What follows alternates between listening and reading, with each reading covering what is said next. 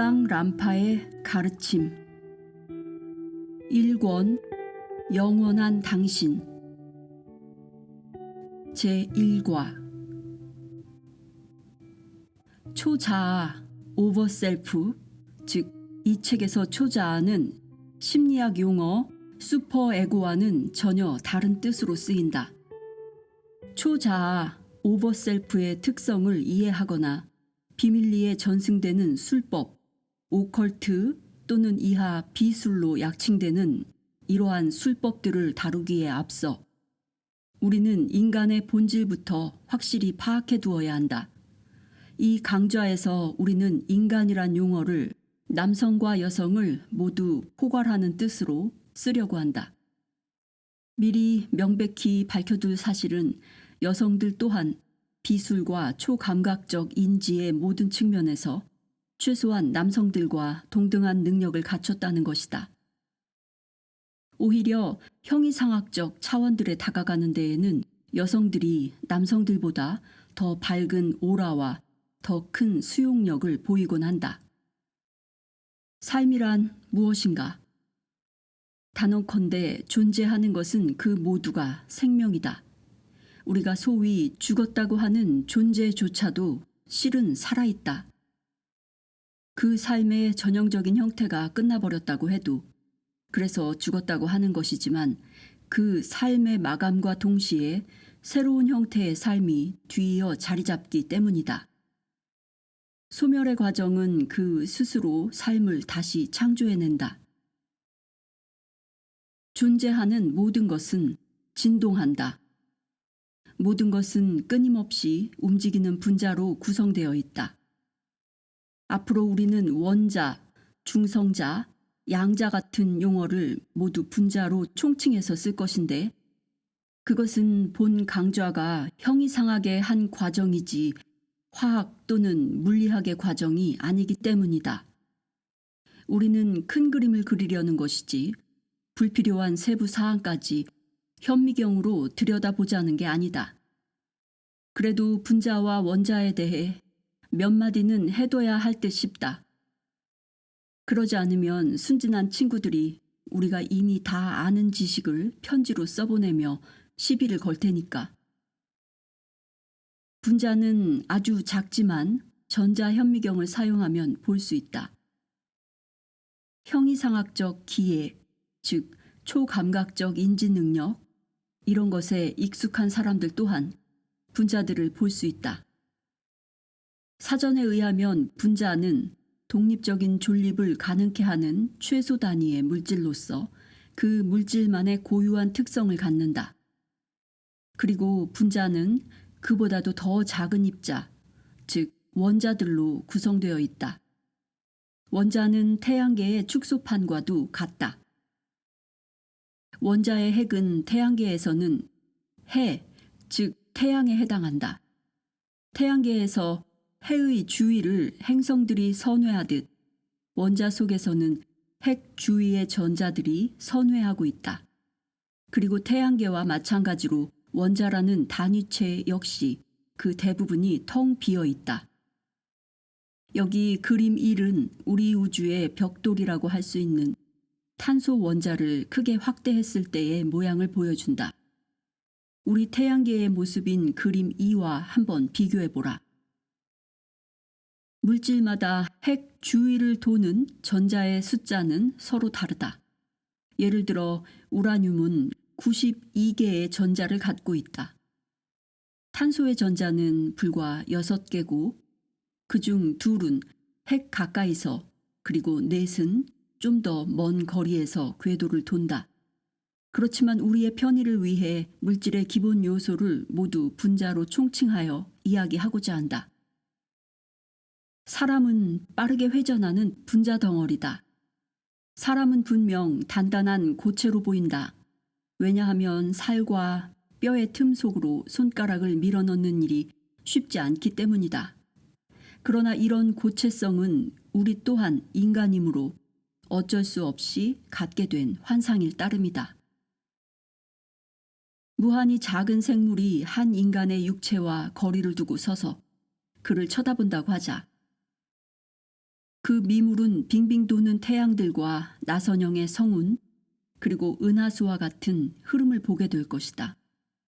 육체의 부드러운 부분인 살에서 분자들은 더욱 넓게 분산되어 있으리라. 반대로 딱딱한 부분인 뼈에서는 분자들도 한층 밀집되어 다발을 이루고 커다란 별무리, 즉 성단과 같은 모습을 보여줄 것이다. 구름 한 점 없는 어느 날 밤 당신이 산 꼭대기에 서 있다고 상상해보라. 당신은 지금 어떤 도시의 불빛도 미치지 않는 외딴 곳에 홀로 떨어져 있다. 도시의 불빛은 밤하늘에 떠도는 수증기 방울에 반사되면서 굴절을 일으켜 창공을 뿌옇게 만드는 법이다. 이것이 천문 관측소들이 늘 외딴 곳에 지어져 있는 이유이다. 당신은 홀로 산 정상에 있다. 그리고 당신 머리 위에서 별들이 찬란하게 빛나고 있다. 당신은 그 별들이 끝없이 열을 지어 선회하는 광경을 경이롭게 응시한다. 광대한 우주가 당신 앞에 펼쳐져 있다. 엄청난 별무리가 어두운 밤하늘을 아름답게 수놓고 있다. 창공을 가로질러 은하수로 알려진 띠가 광막하고 거무튀튀한 꼬리를 길게 끌며 나타난다. 그것이 바로 분자들의 모습과 같다.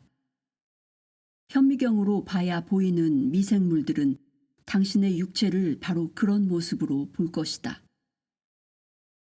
창공의 별들은 그들 사이에 믿을 수 없는 거리 때문에 그저 한 점의 불빛처럼 보인다.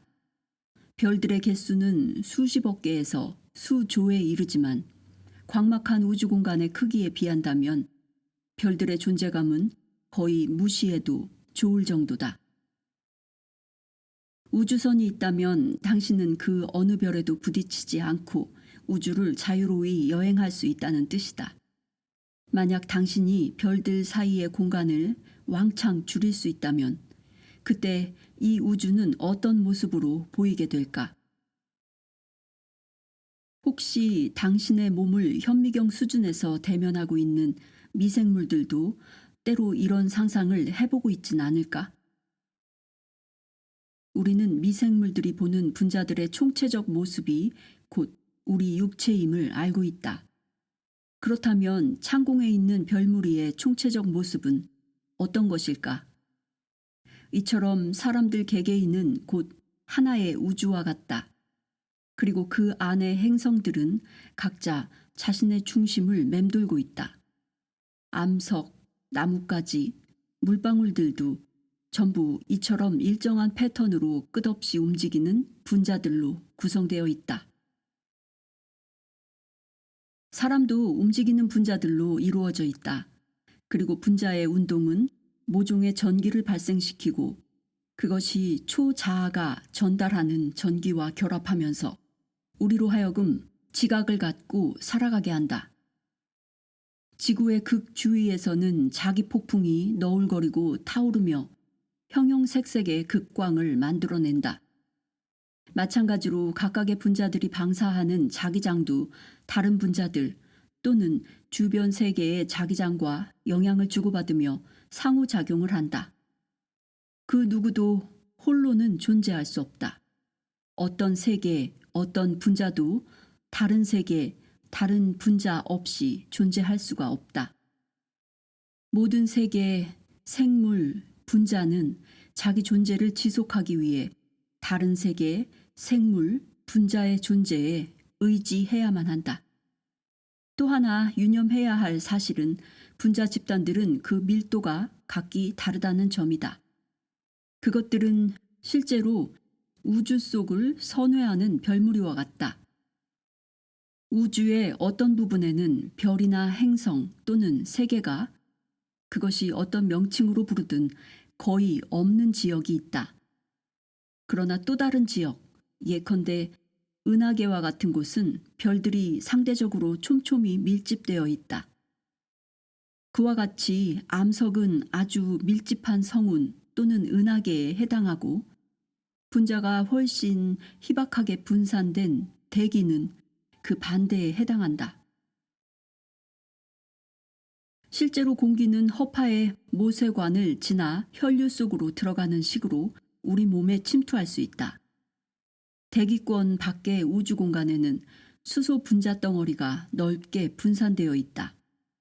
우주 공간은 사람들의 생각처럼 순전한 허공이 아니라 사납게 진동하는 수소 분자들이 흩어져 있는 곳이며 별과 행성과 세계는 바로 이 수소 분자들로부터 형성된 것이다. 분자 집단이 충분히 집적되면 다른 존재가 그것을 통과하기는 꽤나 어려운 일이지만 분자가 넓게 분산된 이른바 유령은 벽돌담조차 쉽게 통과할 수 있다. 벽돌담의 본질을 생각해보라. 그것은 공중에 걸려있는 흙구름과 같은 분자 집단이다. 낯설게 들릴지도 모르지만 별들 사이에 공간이 있는 것처럼 분자들 사이에도 공간이 있다. 그리고 아주 작거나 분자 구조가 충분히 분산되어 있는 존재라면 그것은 어떤 충돌도 없이 벽돌의 분자들 틈을 통과할 수 있다. 이로써 우리는 유령이 어떻게 해서 문이 닫힌 방 안에 나타나고 또 단단해 보이는 벽을 통과하는지를 이해할 수 있다. 모든 것은 상대적이다. 당신에겐 벽이 단단하겠지만 유령이나 영적인 존재에게는 전혀 단단하지 않을 수도 있다.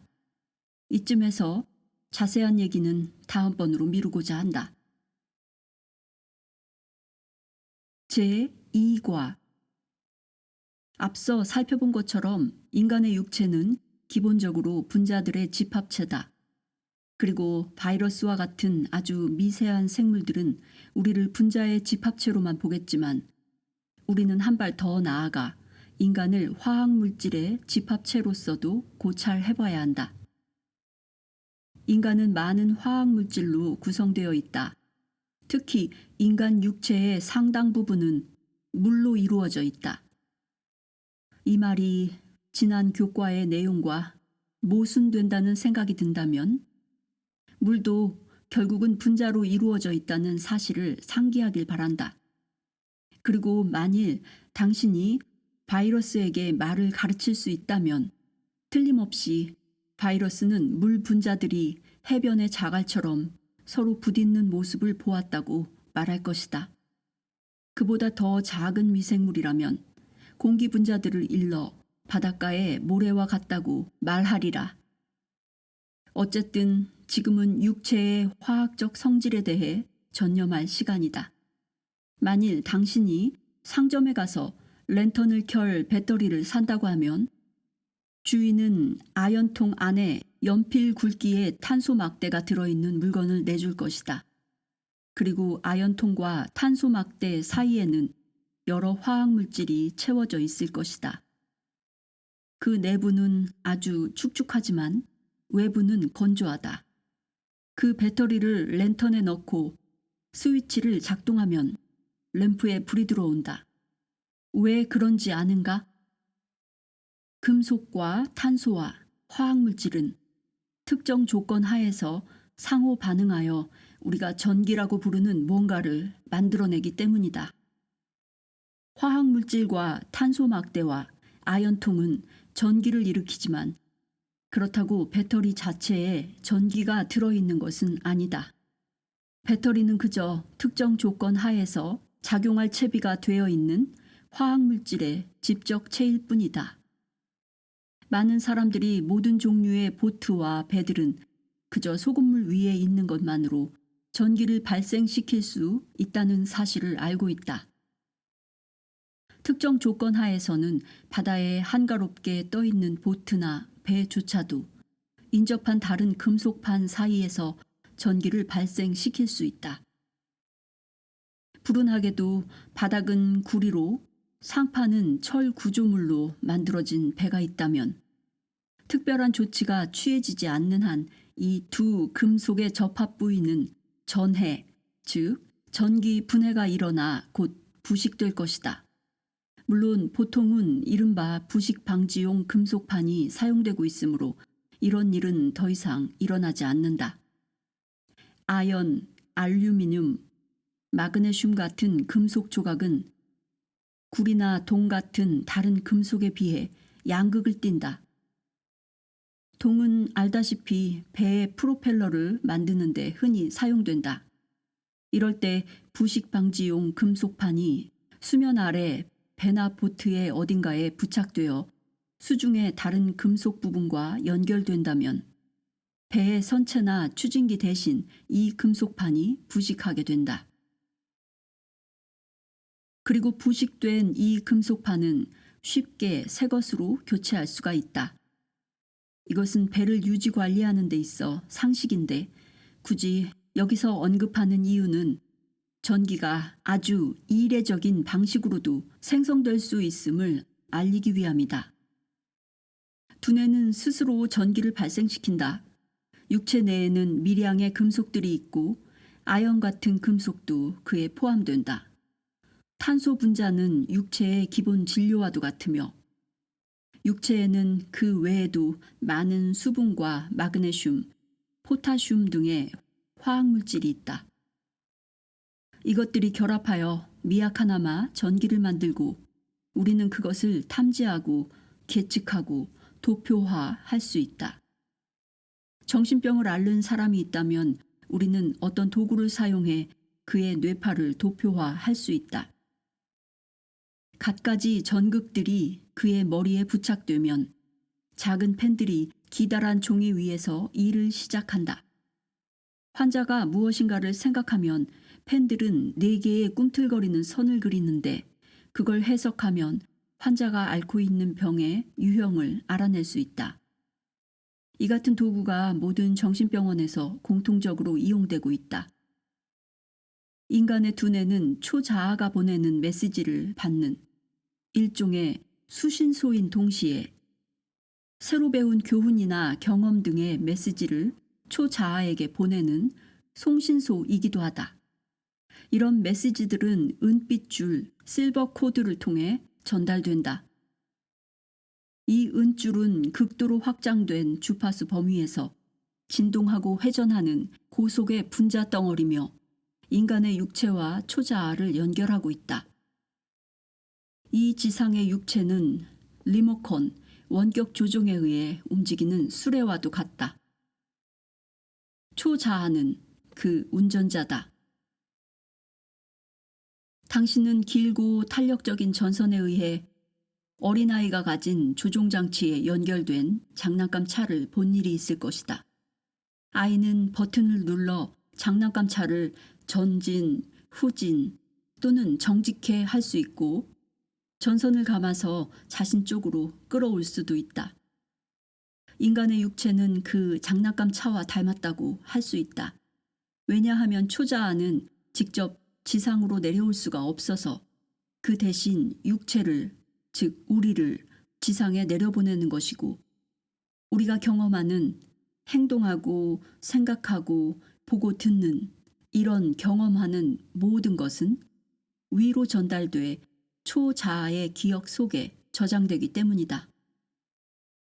영감이 뛰어난 아주 고도로 지성적인 사람들은 은줄을 통해 초자아로부터 메시지를 자주, 직접, 또한 의식적으로 받곤 한다. 레오나르도 다빈치는 그의 초자아와 끊임없이 접촉했던 사람이었고 그래서 모든 분야에서 천재 소리를 들었다. 위대한 미술가나 음악가들은 그들의 초자아와 아마도 하나 또는 2개의 특별한 통로들을 통해 접촉을 유지한 사람들이다. 그래서 그들은 돌아와 영감으로써 그림을 그리거나 음악을 짓는데 그 결과물의 상당 부분은 결국 우리 모두를 제어하고 있는 바로 그 큰 힘, 즉 초자아로부터 전달되어 온 것이다. 은줄은 탯줄이 아기와 어머니를 연결하듯 우리를 초자아와 연결시키고 있다. 탯줄은 아주 미묘하고 복잡한 장치지만 은줄의 난해함에 비하면 그저 한 가닥 끈에 불과하다. 은줄은 극도로 확장된 주파수 대역에서 회전하는 분자들의 덩어리다. 그러나 지상의 육체로서는 도저히 만질 수도 볼 수도 없는 불가해한 것이다. 그 분자들이 너무 넓게 흩어져 있어서 평균적인 인간의 시력으로는 볼 수가 없다. 하지만 많은 동물들은 그걸 볼 수 있는데, 왜냐하면 동물들은 인간과는 다른 범주의 주파수에서 보고 또 다른 범주의 주파수에서 듣기 때문이다. 개들은 알다시피 조용한 개 호각 소리를 들을 수 있다. 조용하다고 한 것은 그 주파수를 인간은 듣지 못하지만 개는 쉽사리 들을 수 있기 때문이다. 마찬가지로 많은 동물들이 은줄과 오라를 볼 수 있다. 그것이 동물의 시력이 감지할 수 있는 범위 내의 주파수로 진동하기 때문이다. 연습을 하면 인간도 시력의 감지 범위를 늘리는 일은 그리 어렵지 않다. 그것은 마치 허약한 사람이 연습과 훈련을 통해 이전까지의 신체 능력을 훨씬 넘는 중량을 들어올릴 수 있는 원리와 같다. 은줄은 진동하는 분자들의 덩어리이다. 이것은 과학자들이 달에 반사시키는 일직선의 전파에 비유될 수 있다. 과학자들은 달까지의 거리를 계측하기 위해서 달 표면을 향해 아주 집중된 빔, 즉 광선과 같은 형태의 전파를 쏜다. 그 전파는 인간 육체와 초자아 사이의 은줄과 아주 흡사하다. 은줄은 초자아가 지상의 육체와 교신하는 방법인 것이다. 우리가 하는 모든 일은 초자아에게 알려진다. 소위 바른 길에 들어선 사람들은 정신적, 영적으로 고양되고자 노력하기 마련이다. 기본적으로 영성의 고양이란 지상에서 자신의 진동수를 높임으로써 은줄을 통해 초자아의 진동수도 함께 높이려는 노력인 것이다. 초자아는 자신의 일부를 인간 육체 속으로 내려보내 교훈과 경험을 얻을 수 있다. 우리가 하는 모든 선한 행위는 우리의 세속적인 진동수, 즉 육체와 영적인 진동수, 즉 초자아를 동시에 높인다. 그러나 우리가 남에게 악한 행위를 할 때는 진동수가 낮아지고 줄어들게 된다. 남에게 위해를 가하는 것은 우리 자신을 진화의 사다리에서 적어도 한 계단 아래로 내려놓는 일이며, 모든 선한 행위는 자신의 인격적 진동을 그만큼 높이는 일이다. 따라서 다음과 같은 불교도들의 오래된 계율은 우리에게 지극히 필수적인 일이다. 오직 악을 선으로 돌리라. 어떤 사람의 어떤 행위도 두려워하지 말라. 악을 선으로 돌리고 늘 선을 행한다면 우리는 위로 진보할 뿐 결코 아래로 퇴보하는 일은 없으리라. 누구나 주변에서 질 낮은 인간을 접해본 일이 있을 것이다. 누군가에 대해 어둡다 또는 우울하다는 식으로 표현할 때 그때 우리는 우리의 형이상학적 지식 중 일부를 활용하고 있는 것이다. 그런 느낌은 진동으로부터 비롯된다. 그의 육체가 은줄을 통해 초자아에게 무엇을 전달하며 초자아는 다시 은줄을 통해 육체에게 무엇을 반송하는지를 우리가 직감한 것이다. 많은 사람들은 자신이 왜 의식적으로 초자아에 접촉할 수 없는지를 이해하지 못한다. 초자아와의 의식적 접촉은 오랜 훈련이 있지 않고서는 어려운 문제다. 당신이 남아프리카에 있고 러시아의 시베리아에 있는 누군가와 전화를 한다고 하자. 먼저 당신은 가용 전화선이 있는지 확인해야 하고 두 나라 사이의 시차를 고려해야 한다. 그 다음 상대방에게 시간이 있고 그가 당신의 언어를 할 줄 아는지를 확인해야 한다. 또한 러시아 당국이 그런 전화 메시지를 허용할 것인가도 살펴야 한다. 지금의 진화 단계에서는 자신의 초자아에 의식적으로 접근하려고 너무 고심하지 않는 편이 낫다. 왜냐하면 제 아무리 좋은 훈련법이라도 10년을 해야 이룰까 말까 한 무엇을 당신에게 몇 페이지 글로 전달할 수는 없기 때문이다. 대부분의 사람들은 과잉 기대를 한다. 그들은 하나의 지침만 읽고 나면 지체 없이 나아가 대가들이 할 수 있는 모든 것을 해낼 수 있기를 기대한다. 하지만 대가들은 평생을, 아니 그 전에 여러 생을 그 공부에 바쳤는지도 모른다. 그러니 이 과정을 읽고 면밀히 검토하고 그에 대해 숙고하라. 마음을 연다면 당신은 결국 깨달음, 즉 영적 통찰력을 얻을 것이다. 우리는 제대로 된 정보를 얻은 사람들이 주로 여성들이 많지만 곧 에테르, 오라 또는 은주를 볼 수 있게 된 많은 사례를 알고 있다. 우리가 축적한 많은 경험들은 당신 또한 충분히 그럴 수 있음을 뒷받침하고 있다. 물론 당신이 받아들일 수 있다면 말이다. 제3과 우리는 이미 인간의 두뇌를 구성하는 화학물질, 수분, 그리고 미량의 금속이 어떻게 작용하여 전기를 발생시키는지 알아보았다. 우리의 두뇌가 전기를 발생시키는 것과 마찬가지로 우리의 육체 또한 전기를 발생시킨다. 왜냐하면 혈액이 동맥과 정맥을 통해 흐르면서 똑같은 화학물질, 미량의 금속, 수분을 온몸에 나르고 있기 때문이다. 아시다시피 혈액의 주 성분은 전기가 잘 흐르는 물이다. 우리의 몸에는 전기가 흐르고 있다. 물론 그것은 당신의 집을 밝히거나 요리용 스토브를 달구는 그런 유형의 전기는 아니다. 우리는 그걸 자성, 즉 자기력의 출발점으로 본다.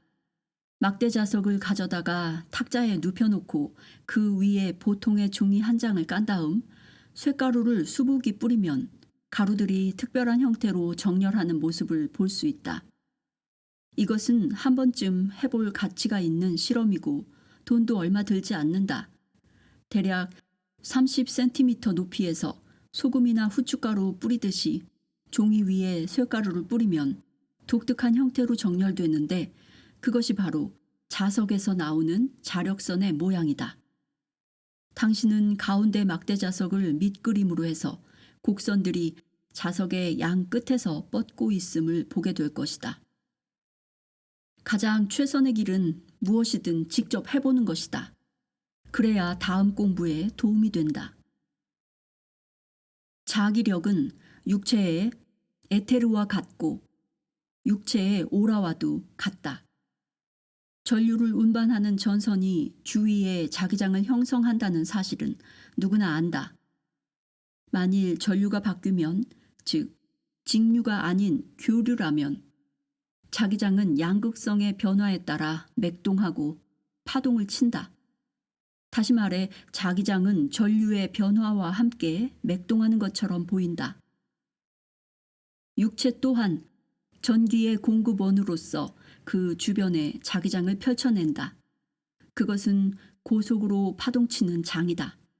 이른바 에테르는 상당히 빠르게 파동치고 진동하기 때문에 그 움직임을 식별하기가 어렵다.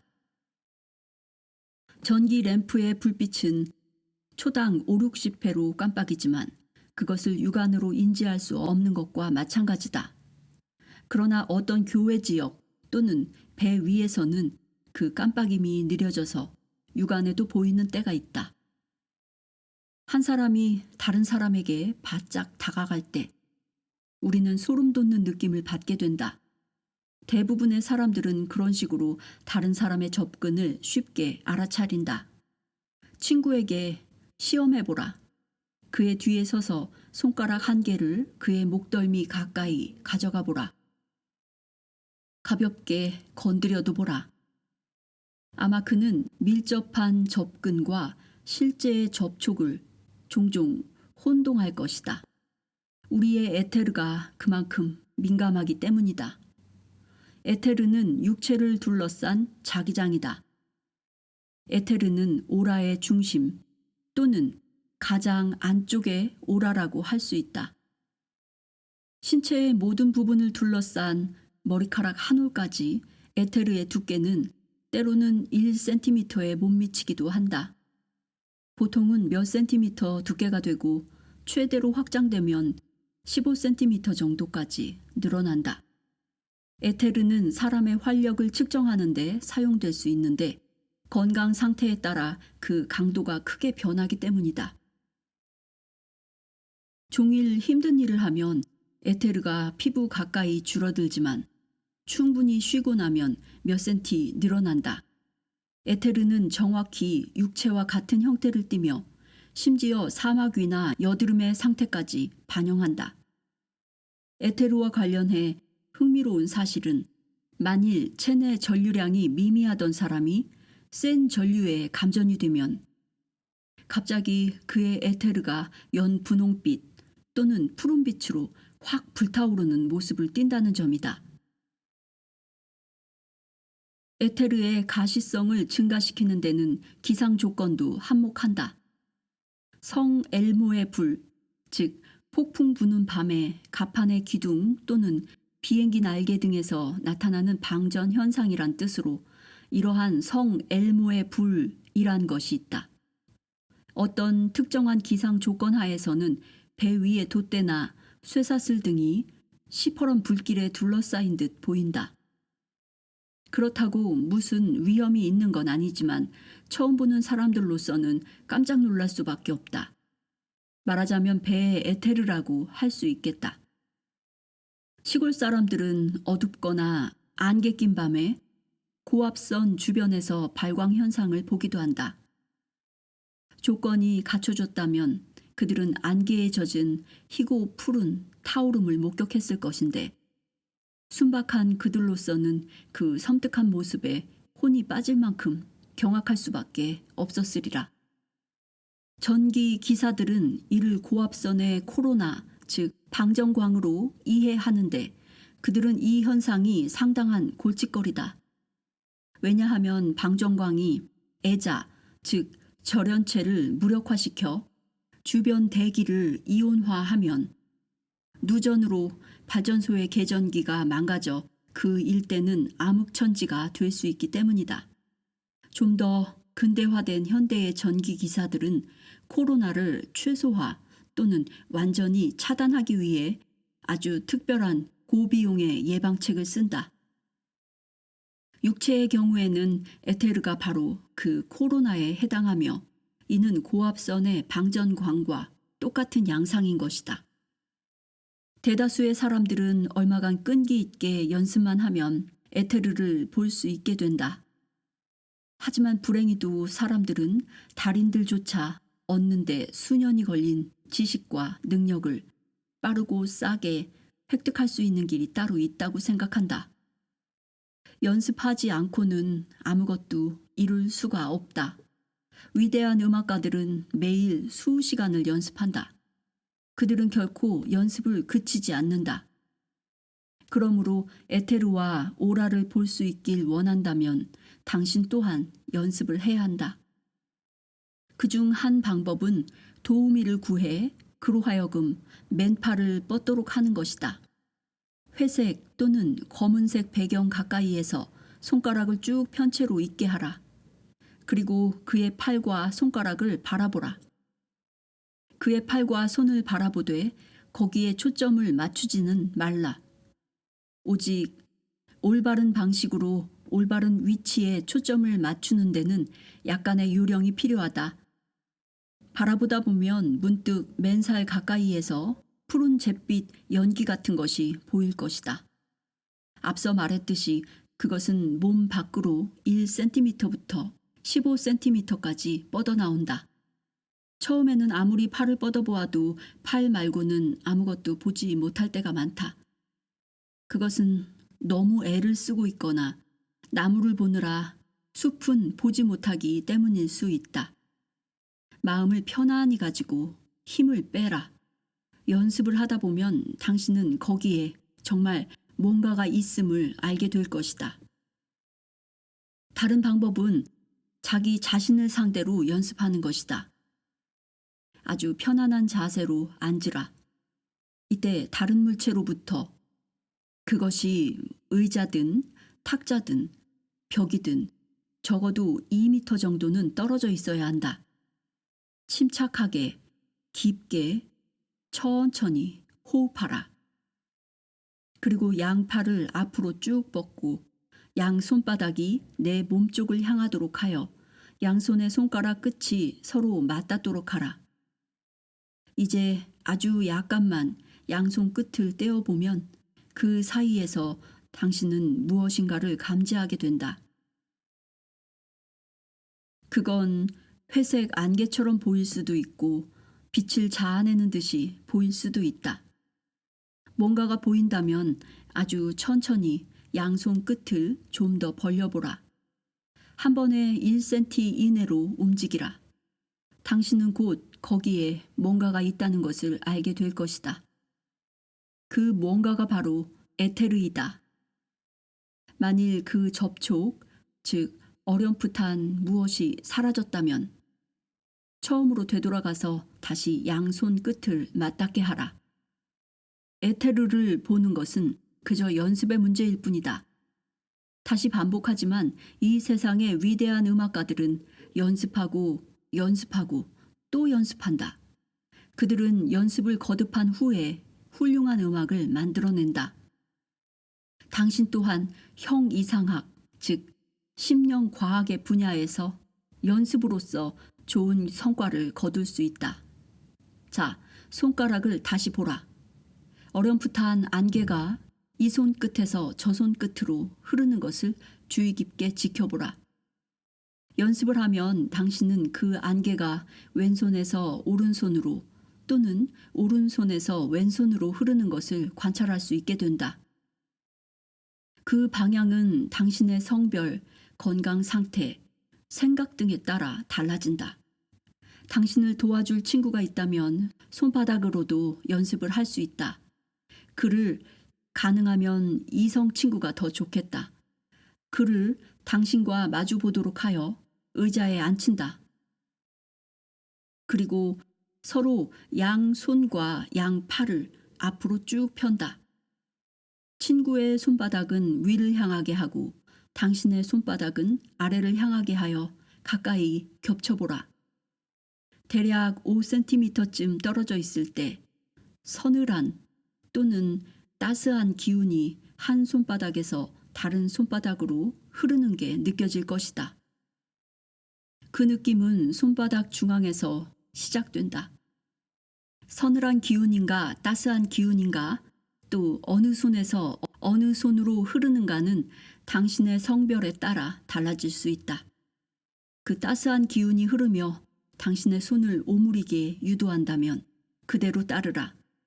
그러면 열감이 더 증가할 것이다.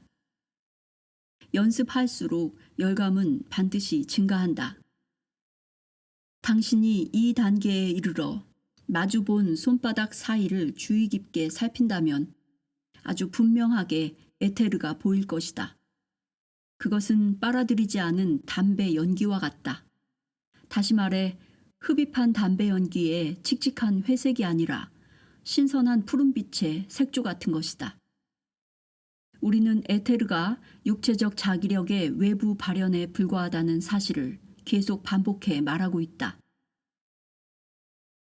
우리는 그걸 유령이라고 불러왔다. 누군가가 건강한 상태에서 죽는다면 그 육체에서 분리된 에테르는 한동안 방황하게 되는데 이것은 영적인 실체와는 전적으로 별개인 현상이다. 당신은 시골의 오래된 공동묘지 얘기를 들었을 것이다. 가로등도 없는 캄캄한 하고 시작하는 이야기 말이다. 많은 사람들이 말하길 어두운 밤에는 그날 낮에 조성된 무덤 위로 어렴풋한 푸른 불빛 따위가 올라온다고 한다. 그것은 실제로 막 죽은 육체에서 떨어져 나온 에테르이다. 마치 한참 끓이다가 불을 꺼버린 주전자에서 나오는 열기와도 흡사하다. 주전자가 식을수록 그 열기는 점차 사그라진다. 마찬가지로 육체가 죽으면 죽음에는 여러 단계가 있음을 기억해두라.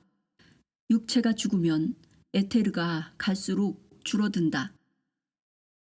당신은 사망 선고를 받은 신체, 즉 시체 주위를 떠도는 에테르를 여러 날 동안 볼 수 있다. 하지만 그건 다른 교과에서 다룰 주제이다. 연습하고 연습하고 또 연습하라. 당신의 손을 관찰해보고 당신의 몸을 관찰해보라. 마음 맞는 친구와 함께 이 교과를 연습하라. 오직 연습을 통해서만 당신은 에테르를 볼 수 있다. 그리고 먼저 에테르를 볼 수 있어야만 훨씬 더 미세한 오라도 볼 수 있게 된다. 제4과. 우리가 이전 교과에서 살펴보았듯이 육체는 에테르에 빈틈없이 둘러싸여 있다. 그러나 에테르 밖에는 다시 오라가 존재한다. 오라는 전자기적 바탕을 갖는다는 점에서 에테르와 비슷하다. 그러나 에테르와의 유사성은 오직 그것뿐이다. 일반적으로 말해 오라는 초자아의 색깔을 보여준다고 할 수 있다. 오라는 그 사람이 영적인가 육적인가, 건강이 좋은가 나쁜가, 그리고 실제로 병이 있는가 없는가 등의 여부를 보여준다. 그 모든 것이 오라에 반영된다. 그것은 초자아 또는 영혼, 당신이 그렇게 부르고 싶다면 그러한 초자아의 또는 영혼의 지표이다. 초자아와 영혼은 물론 같은 말이다. 오라를 통해 우리는 질병과 건강, 시리와 성공, 사랑과 증오의 정보를 읽어낼 수 있다. 현재로서는 사람들 대부분이 오라를 보지 못한다는 사실이 오히려 다행스럽다.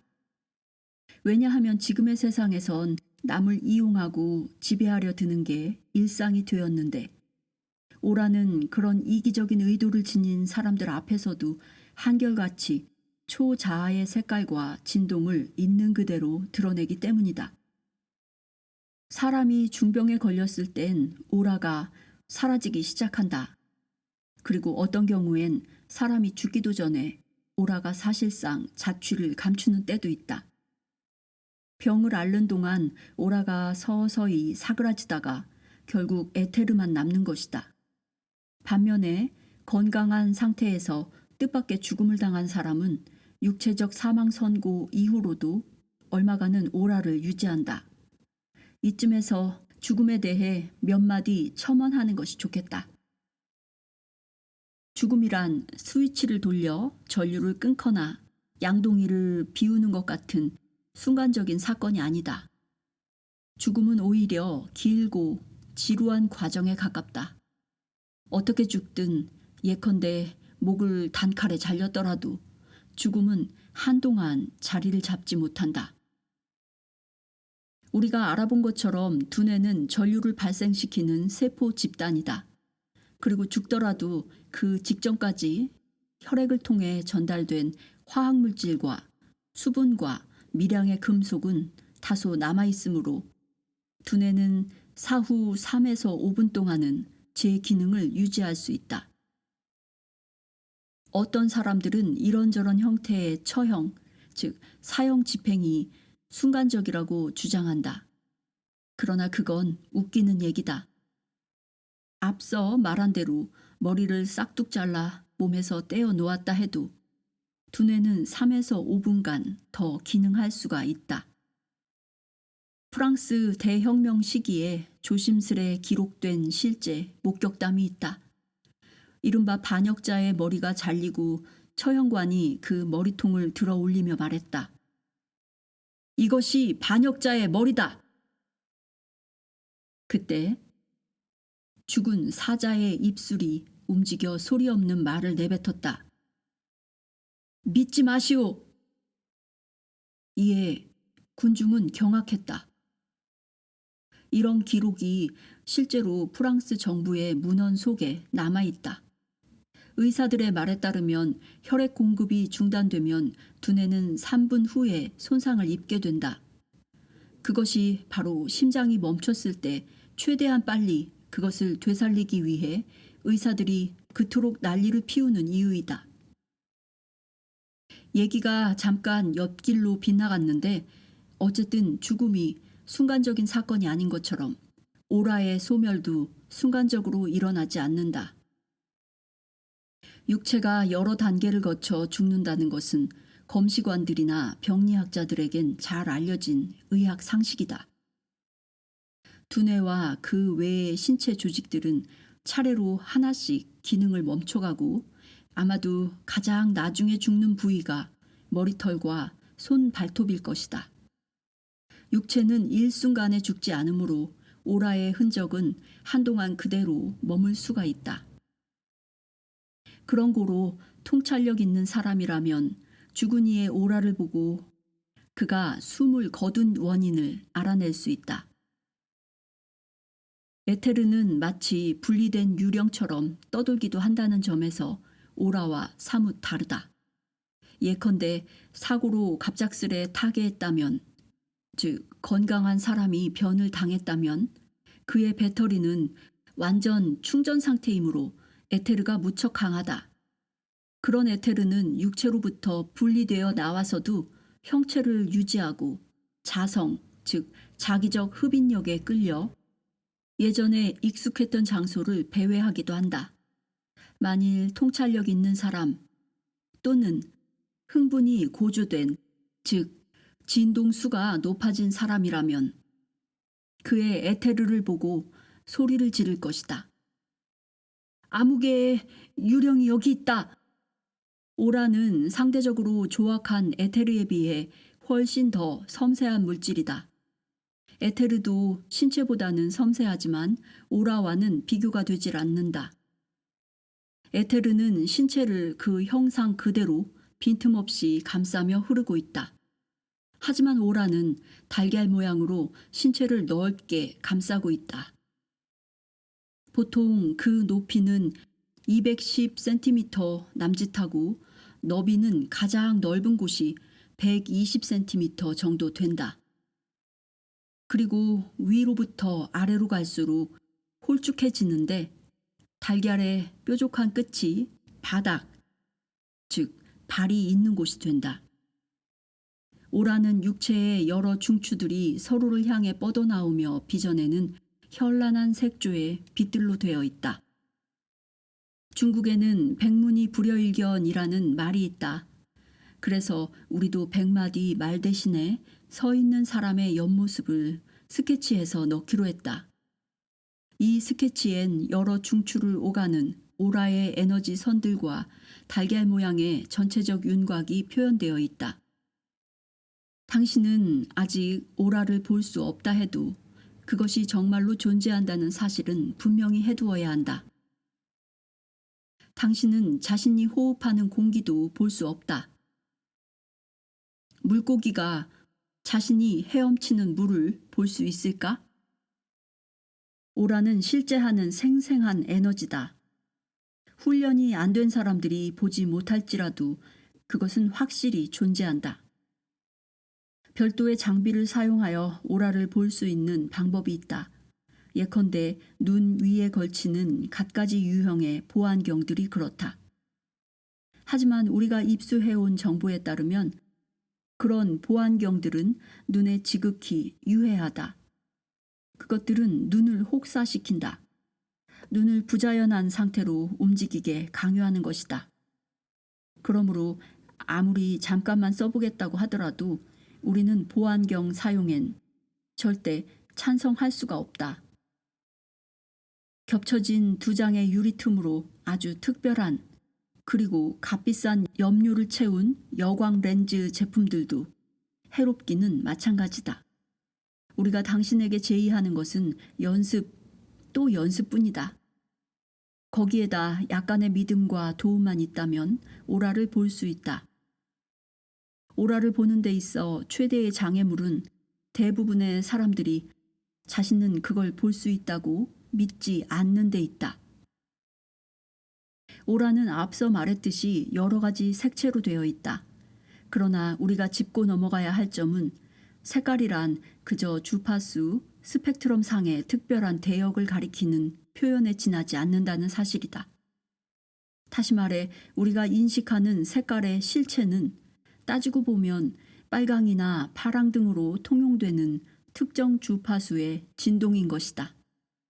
어쨌든 빨강은 보기 쉬운 색깔 중에 하나이다. 파랑은 그보다는 눈에 덜 띈다. 그리고 어떤 사람들은 푸른색을 보지 못하고 반대로 어떤 사람들은 붉은색을 보지 못한다. 만약 당신이 오라를 볼 수 있는 사람의 면전에 있다면 거짓을 말하지 않도록 주의해야 할 것이다. 왜냐하면 상대방이 거짓을 눈치채고 당신을 신뢰하지 않을 테니까. 사람들에겐 보통 파랑 또는 노랑의 후광이 있다. 그런데 거짓말을 하게 되면 노랑의 후광에 녹색이 감돌게 된다. 그것은 말로는 설명하기 어렵지만 한번 보면 절대 잊혀지지 않는 색조이다. 그러니 녹색이 감도는 노랑 후광은 그가 지금 거짓말을 하고 있으며 곧 배신을 할 것이라는 신호인 것이다. 원칙적으로는 눈 높이 정도까지의 빛만을 오라라고 하고 그 위에 파랗거나 노란빛은 후광, 원광이라고 따로 구분하여 말할 수도 있다. 오라의 최상부 즉 정수리에는 동양에서 만개한 연꽃이라고 부르는 일종의 빛의 분수가 있다. 그것은 실제로 연꽃 또는 분수의 모습처럼 보인다. 그것은 색채의 교차점이며 상상력이 풍부한 사람으로 하여금 7개의 꽃잎이 활짝 피어난 연꽃을 떠올리게끔 한다. 영성이 높을수록 원광 또는 후광은 더 샛노래진다. 반면 수상한 생각을 가진 사람이 있다면 그의 오라는 한 부분이 칙칙한 갈색으로 바뀌며 가장자리에서는 윗선의 조짐으로써 우중충하고 누런 녹색이 나타난다. 우리는 많은 사람들이 무의식 중에 오라를 보고 있다고 믿는다. 그들은 오라를 보거나 느끼지만 그런 사실을 자각하지 못하고 있다. 여성들이 특정한 색의 옷을 고집하는 것은 아주 흔한 일인데 그 이유는 그녀가 본능적으로 어떤 색이 자신의 오라와 맞는지를 느끼고 있기 때문이다.